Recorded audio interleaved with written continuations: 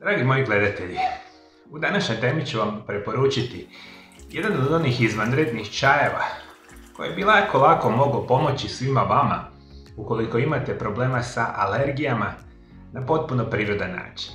Danas znamo da izuzetno veliki broj osoba ima alergije. Alergije kao takve mogu biti cijelogodišnje, a mogu biti sezonske kao što su recimo peludne alergije na cvjetanje drveća, cvijeća, i slično. Korova, na primjer, i sličnih perspektiva što uzrokuje sve one simptome vezane uz kihanje, kašljanje, teško disanje i puno ostalih perspektiva.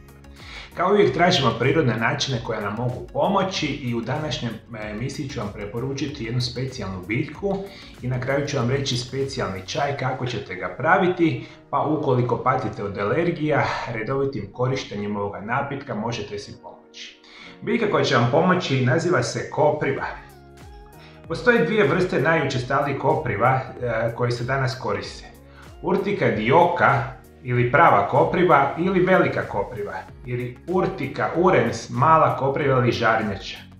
Mala kopriva naraste najviše do 50 cm. Riječ je o jednogodišnjoj biljci, a velika kopriva je dvogodišnja biljka koja može narasti do 150 cm.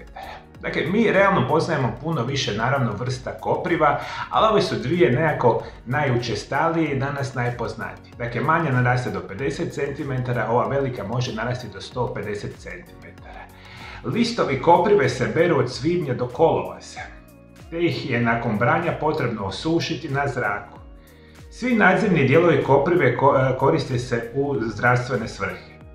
I ono što danas mi možemo reći, kada koristimo samu koprivu, ona ima izvanredni broj specijalnih nutrijenata u njoj koji nama mogu pomoći značajnom poboljšavanju našeg zdravlja.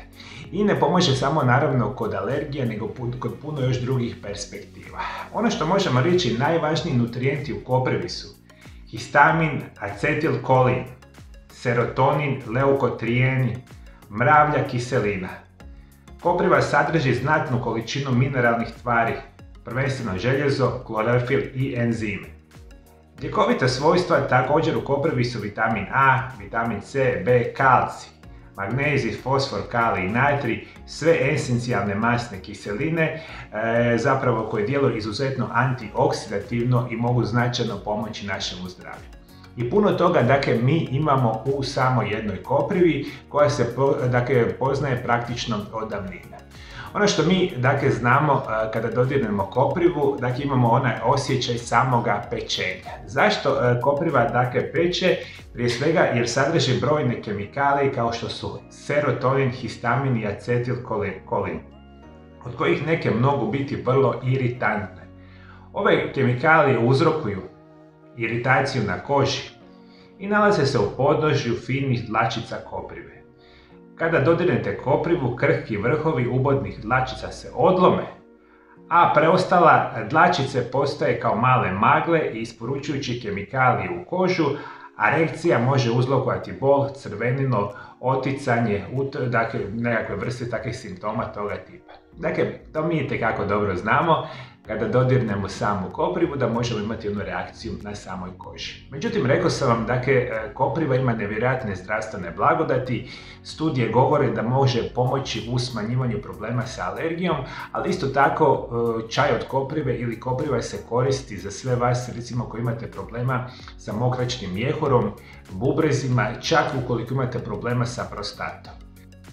Istraživanja navode da kopriva promovira čak laktaciju, stimulira rast kose, pomaže u kontroli šećera u krvi u bolesnika sa dijabetesom, smanjuje krvarenje povezano sa gingivitisom, djeluje kao prirodni diuretik, sprječava proljev i zatvor, čak je izvanredan recimo kopriva za prirodno liječenje hemoroida, kontrolu recimo hormona.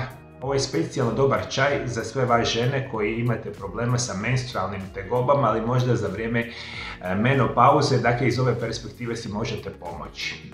Isto tako stimulira kontrakcije kod trudnica, liječi anemiju, upale tetiva i puno toga. Proizvodnja histamina u tijelu stvara nuspojave povezane sa alergijama, a možemo reći da protuupalne osobine koprive utječu na mnoge brojne receptore i enzime u alergijskim reakcijama, sprečavajući uopće alergije da se same jave. Dakle, ono što možemo danas znati, redovito konzumirajući preparate od bazi koprive, i zapravo to je današnja misija i najbitnija, da pomažete smanjiti simptome same alergije. Kako ćete praviti čaj od koprive? Pravite ga na jednostavan način. 2 do vrha pune čajne žličice suhih listova koprive prelijemo sa 250 ml kipuće vode. Kuhate 5 minuta i onda ocijedite i čaj se pije dok je mlak u manjim gutljevima ujutro i navečer po jednu šalicu. Ajde, hoćete mi ovo, dragi moji gledatelji, shvatiti. Dakle, mi kada koristimo čaj od koprive, najčešće ćemo ga koristiti kao suhi listovi. Vi možete čaj od koprive piti 2 puta dnevno bez problema, i ujutro i navečer, na ovaj način kao što sam rekao. Ono što ću vam još preporučiti, recimo u taj čaj slobodno smijete dodati malo limuna i 1 žličicu meda ukoliko nemate sami dijabetes. I onda imamo u čaju, čaj od koprive, imamo limun, imamo med, i ova vrsta čaja je već izuzetno zdrava. Što istraživanja govore, ukoliko imate alergije, bez problema bi mogli ovaj čaj piti u intervalima od 4 do 6 tjedana. Čak ujutro i navečer po jednu šalicu, recimo 200 do 250 ml, i u velikom broju slučajeva ovo je još jedan izvanredan način prirodne pomoći kod samih alergija. Kako vi, moji dragi gledatelji, liječite vaše alergije, da li imate kakve prirodne savjete, komentirajte dolje ispod video za. 17.4. otvara se moja nova ordinacija u Zagrebu, koji je glavni grad Hrvatske. Od ovog trenutka možete osigurati svoje termine liječenja ako nazovete brojeve telefona koje vidite na ekranu. Zbog velikog interesa osoba iz cijeloga svijeta za moje liječenje na novoj lokaciji, molim vas da svoje termine liječenja osigurate čim prije.